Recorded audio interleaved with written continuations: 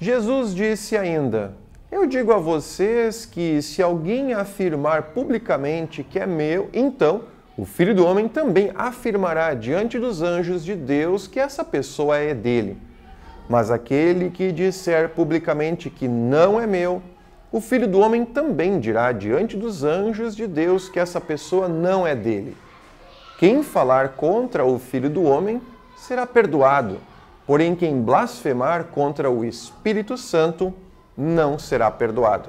Esse é o texto do Evangelho de Lucas que nós estamos falando ao longo dessa semana.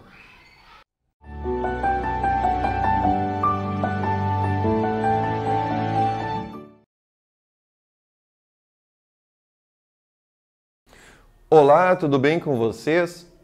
Esse texto fala de dois assuntos bem importantes e que chamam a atenção de muitas pessoas. É o negar Jesus e ser negado por ele diante de Deus lá no dia do julgamento e também aquele tão falado pecado sem perdão, que é o pecado contra o Espírito Santo.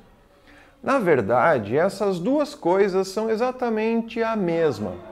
Negar a Jesus diante das pessoas é exatamente o pecado contra o Espírito Santo, do qual não há perdão. E exatamente isso, negar Jesus diante das pessoas, é algo que não recebe efeito diante da benevolência de Deus. Ele aceita tudo: assassino, mentiroso, ladrão, egoísta, mas não tolera quem nega seu próprio filho diante das pessoas aqui no mundo. Entendam bem o que está aqui acontecendo. Um pecador que se arrepende, que reconhece o seu erro e aceita o perdão de Jesus, ele também é aceito por Deus no dia do julgamento.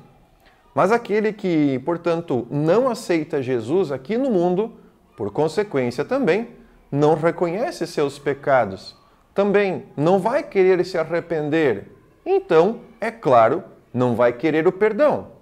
E nós sabemos que só pode entrar no céu quem está perdoado. E por lógica, se eu não quero perdão, não sou perdoado, não posso entrar no céu. E aqui nós vamos nos repetir para sempre, porque é um ciclo que não termina. Uma parte alimenta a outra. Eu entendo aqui que é o momento de nós pararmos para refletir nos detalhes dessa questão. Bem, Jesus veio salvar o perdido. É como aquele médico que vem curar os doentes, perdoar o pecador. Eu entendo que até aqui parece fácil de compreender, mas não é tão simples assim para um coração endurecido pelo pecado e que tem deixado as pessoas cegas para os seus próprios erros. Eu não tenho tanto pecado assim e não estou tão cheio de culpa, podemos pensar. Não prejudiquei ninguém, não faço mal para as outras pessoas. Tenho até um grande cuidado com isso. Se eu errei, causei prejuízo só para mim mesmo. Eu entendo essa limitação do nosso coração em compreender que, quando o pecado não afeta os outros, só a nós mesmos, não é nada de problema diante de Deus. Vale aqui um alerta. É, sim, um grande problema que nos prejudiquem muito e nos afasta da divindade que pode então nos salvar. Ser ganancioso e com isso ter dinheiro para alimentar nossa família é bom, mas ainda é um pecado. Ser mentiroso para salvar a vida de alguém é vantajoso aos nossos olhos, mas ainda é um pecado.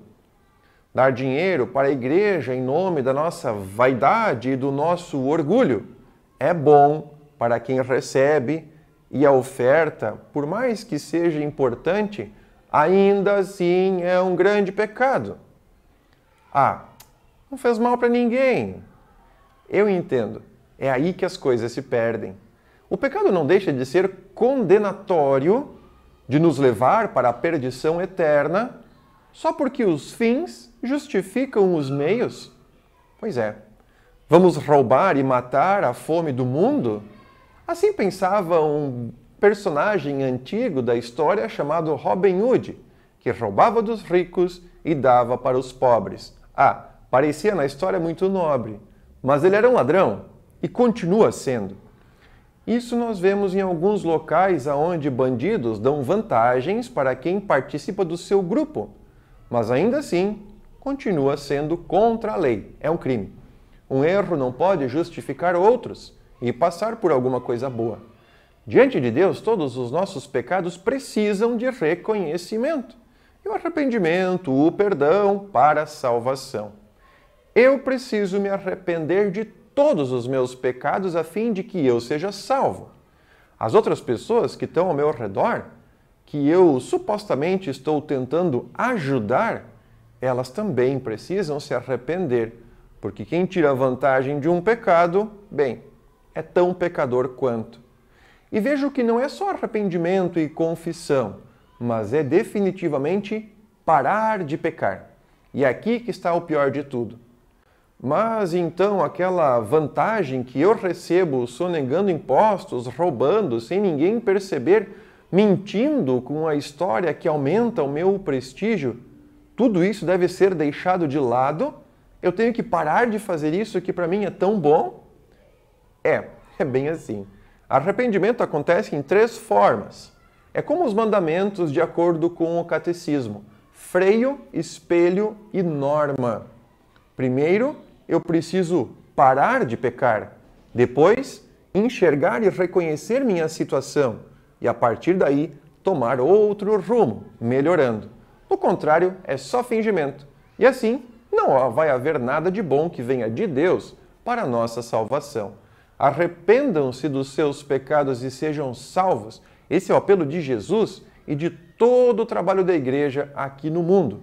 E só assim haverá mais festa no céu por um pecador que se arrepende. Fiquem bem e nós nos vemos na próxima.